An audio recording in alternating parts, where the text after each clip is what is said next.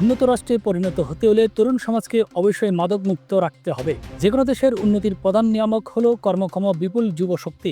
বৃহস্পতিবার ২৬ জুন রাজধানীর ওসমানী স্মৃতি মিলনায়তনে মাদকদ্রব্যের অপব্যবহার ও অবৈধ পাচার বিরোধী আন্তর্জাতিক দিবস ২০২৫ উদযাপন উপলক্ষে মাদকদ্রব্য নিয়ন্ত্রণ অধিদপ্তর আয়োজিত আলোচনা সভায় এসব কথা বলেন স্বরাষ্ট্র উপদেষ্টা লেফটেন্যান্ট জেনারেল মোহাম্মদ জাহাঙ্গীর আলম চৌধুরী। আমাদের দেশের মাদক চোরাচালানের একটি ভয়াবহ বিষয় হলো নারী, শিশু এবং কিশোরদের এই গহীন কাজে ব্যবহার করা হচ্ছে। ফলে তাদের মধ্যে অপরাধ প্রবণতা যেমন বৃদ্ধি পাচ্ছে, তেমনি তাদের একটি উল্লেখযোগ্য অংশ মাদকাসক্ত হয়ে পড়েছে। মাদকের ভয়াবহ আগ্রাসনের কারণে দেশের উন্নয়ন বাধাগ্রস্ত হচ্ছে। সারা দেশে এইচএসসি ও সমমানের পরীক্ষা সুষ্ঠু ও সুন্দর পরিবেশে অনুষ্ঠিত হচ্ছে বলে জানিয়েছেন শিক্ষা মন্ত্রণালয়ের উপদেষ্টা অধ্যাপক ডক্টর CR আবরার। একই সঙ্গে ফল প্রকাশে বিলম্ব যেন না হয় সেদিকেও খেয়াল রাখা হচ্ছে বলে জানিয়েছেন তিনি। বর্তমানে সারা দেশে একটি আতঙ্কের নাম মব জাস্টিস।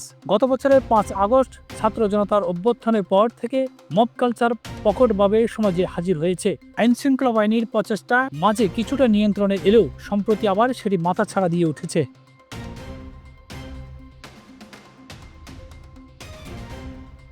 রাষ্ট্রদ্রোহ ও অন্যান্য প্রভাব খাটিয়ে প্রশাসনের নির্বাচন দেওয়ার অভিযোগে রাজধানীর শেরেবাংলানগর থানার মামলায় গ্রেপ্তার হওয়া সাবেক প্রধান নির্বাচন কমিশনার কাজী হাবিবুল আউয়াল নির্বাচন কমিশনের অসহায়ত্ব তুলে ধরে বলেন, মৌলিক সংস্কার ছাড়া আগামী ১০০০ বছরেও দেশে সুষ্ঠু নির্বাচন সম্ভব নয়।